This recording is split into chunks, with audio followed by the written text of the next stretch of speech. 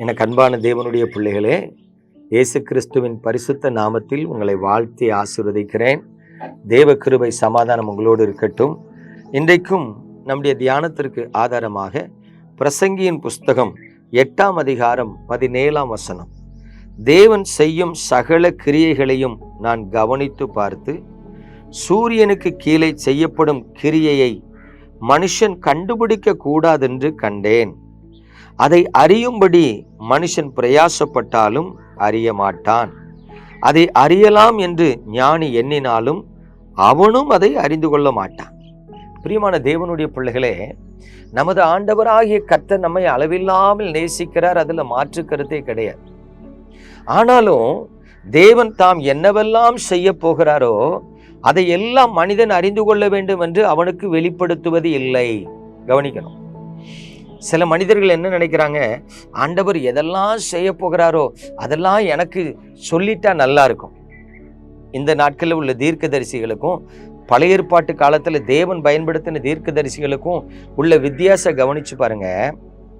தேவனால் பயன்படுத்தப்பட்ட பரிசுத்த வேதாகம சொல்லுகிற தீர்க்கதரிசிகள் என்ன பண்ணுவாங்கன்னா, அவங்களா போய் ஆண்டவரே இந்த வருஷம் என்ன சொல்ல போகிறீர், இந்த வருஷம் எதை செய்ய போகிறீர்னு கேட்டு விசாரிக்க மாட்டாங்க. அவர்கள் எஜமானனுடைய வேலைக்காரர்கள். அவர்களிடத்துல கர்த்தர் ஒரு காரியத்தை வெளிப்படுத்தி, நான் தேசத்தில் இதை செய்ய போறேன், அந்த ராஜாட்ட போய் இதை சொல்லு, ஒருவேளை தேசம் எப்படிப்பட்ட ஆபத்துல இருக்குன்னு கர்த்தர் வெளிப்படுத்துறத மட்டும்தான் அவங்க சொல்லுவாங்க.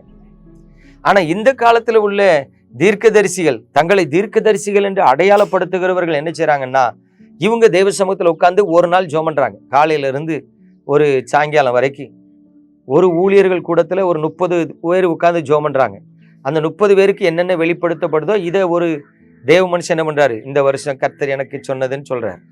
சில ஊழியக்காரங்க தனித்து உட்கார்ந்து இந்த வருஷம் என்ன செய்ய போகிறீன்னு கேட்கறாங்க. இப்போ உள்ள விசுவாசிகள், இப்போ உள்ள தேவ மனுஷர்கள் என்ன பண்றாங்க, ஆண்டவர் இந்த வருஷம் என்ன செய்ய போகிறீன்னு இவர்களா உட்கார்ந்து ஆண்டவர்கிட்ட விசாரிக்காங்க. அதுல ஒருவேளை கர்த்தர் வெளிப்படுத்தலாம், ஒருவேளை கர்த்தர் வெளிப்படுத்தாம இவர்கள் தங்கள் ஆவியின் ஏவுதலை பின்பற்றலாம். அதனாலதான் இந்த நாட்களில் உள்ள தீர்க்கதரிசிகள் சொல்லுகிற எந்த வார்த்தையும் நிறைவேறாமலே போகுது.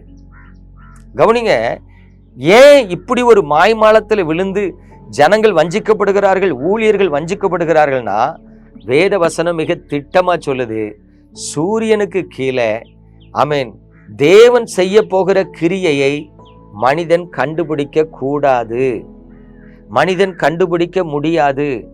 தேவனே அதை மறைத்து வைத்திருக்கிறார் என்று வேதம் சொல்லுது. இப்ப நல்ல கவனிங்க, தேவன் தம்முடைய வேதத்தை மீறி செயல்படுவாரா? செயல்பட மாட்டார். ஒருவன் தீர்க்க தரிசனம் சொல்லுகிறவனா இருந்தாலுமே வேதத்தை கவனித்து பார்க்கணுமா, சாட்சியாகமத்தை கவனித்து பார்க்கணுமா. இந்த வேதத்தையும் சாட்சியாகமத்தையும் ஒருத்தன் கவனித்து பார்க்கலன்னா அவனுக்கு விடியற் காலத்தின் வெளிச்சம் இருக்காதுன்னு கர்த்தரே சொல்றாரு. அப்படி இருக்க வேதத்தையும் சாட்சியாகமத்தையும் கவனிக்காம தன்னிஷ்டம்படி ஒருத்தன் தீர்க்க தரிசனம் சொன்னா அவன் தான் கள்ள தீர்க்க தரிசி. அவன் தன் ஆத்துமாவை மாயைக்கு ஒப்பு கொடுத்துட்டான். அவன் வஞ்சிக்கப்பட்டு விட்டான், விழுந்து போய் விட்டான், பின்வாங்கி போய் விட்டான் என்று சொல்லலாம். ஆகவே எனக்கு அன்பான தேவனுடைய பிள்ளைகளே, நீங்க தீர்க்க தரிசன வரங்களை நாடுங்க. வேதம் அதை வேண்டான்னு சொல்லல. நீங்க தீர்க்க தரிசன வரங்களை தாங்கப்பா, என் கூட நீங்க பேசுங்கப்பான்னு கேளுங்க, தப்பு கிடையாது. ஆனா இன்னைக்கு என்ன செய்ய போகிறீர், நாளைக்கு என்ன செய்ய போகிறீர் அப்படி கேட்கறதுக்கு உனக்கு உரிமை கிடையாது, யாருக்கும் உரிமை கிடையாது. ஆண்டவருடைய வசனம் தெளிவா சொல்லுது, ஞானி அதை அறிந்து கொள்ள வேண்டும் என்று விரும்பினாலும் அவனும் அதை அறிய மாட்டான். முதல்ல ஒரு காரியத்தை நினைச்சுக்கிடுங்க. சில ஊழியக்காரங்க இருக்காங்க, ஐயா அதெல்லாம் பழைய ஏற்பாட்டு காலத்துல சொன்னது, ஆனா புதிய ஏற்பாட்டு காலத்துல அப்படி இல்லம்பாங்க. தேவன் தம்முடைய வசனத்தை மாற்ற மாட்டார். தேவன் தம்முடைய வசனத்தை மீறி ஒரு காரியத்தை செய்ய மாட்டார். ஆகவே எனக்கு அன்பான தேவனுடைய பிள்ளைகளே, நீங்க ஆண்டவர்கிட்ட விசாரிக்கலாம், என்ன குறித்து என்ன சொல்ல போகிறீர், என்ன குறித்து என்ன சொல்லுகிறீர், ஆண்டவர்கிட்ட விசாரிக்கலாம். என் மனைவி பிள்ளைகளை குறித்து என்ன சொல்லுகிறீர், ஆண்டவர்கிட்ட விசாரிக்கலாம், அது தவறு இல்லை. ஆனா தேசத்துல என்ன செய்ய போகிறீர், தேசத்துல என்ன நடக்கும் அப்படின்னு கேட்டா கண்டிப்பா கர்த்தர் சொல்லணும்னு கட்டாயம் கிடையாது.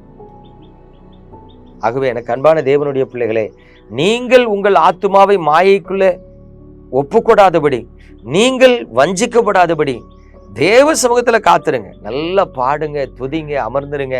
என் கூட பேசுன்னு சொல்லுங்க. அவர் பேசுகிற வார்த்தையை மட்டும் கேட்டு என்ன பண்ணுங்க, செயல்படுங்க. அதுதான் உங்களுக்கு ஆசீர்வாதம், அதுதான் உங்களுக்கு மகிமை, அதுதான் நமக்கு கொடுக்கப்பட்டது.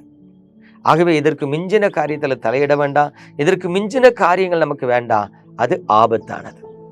நம்ம ஜெபிப்போமா? எங்கள் அன்பின் பரலோக தகப்பனே, இந்த பரிசுத்தமான நல்ல காலை பொழுதிலும் நீர் வெளிப்படுத்தின கிருபைகளுக்காய், நீர் தந்த வசனத்துக்காய் உமக்கு ஸ்தோத்திரம் செலுத்துகிறோம். இப்பொழுது உம்முடைய பிள்ளைகளை எமது கிருபையில்ல கரத்தில் தருகிறேன். ஊழியக்காரர்களாக இருந்தாலும் விசுவாசிகளாக இருந்தாலும் தேவன் செய்ய போகிறதெல்லாம் எனக்கு சொல்லணும்னு ஆசைப்பட்டாங்கன்னா ஆண்டவரே, அவர்களுக்கு மன தெளிவு உண்டாகும்படி, அவர்கள் மனக்கண்கள் திறக்கும்படி இந்த வசனத்தை அவர்களுக்கு காண்பித்தருளும் ஐயா.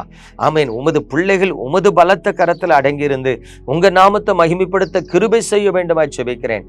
ஆண்டவரே, உம்முடைய பிள்ளைகளாகிய என்னுடைய ஜனங்கள் வஞ்சிக்கப்படாதபடி காத்துக்கொள்ளுங்க, உங்க முகத்தை பிரகாசிக்க பண்ணுங்க. இயேசு கிறிஸ்துவின் அற்புத நாமத்தில் ஜெபிக்கிறேன் நல்ல பிதாவே, ஆமென். பிரியமானவர்களே, வசனத்துக்குள் உங்களை உறுதிப்படுத்தி கொண்டு வசனத்தை காத்து கொண்டு அதன்படி ஊழியம் செய்யுங்க. நீங்க ஆசீர்வதிக்கப்படுவீங்க. God bless you.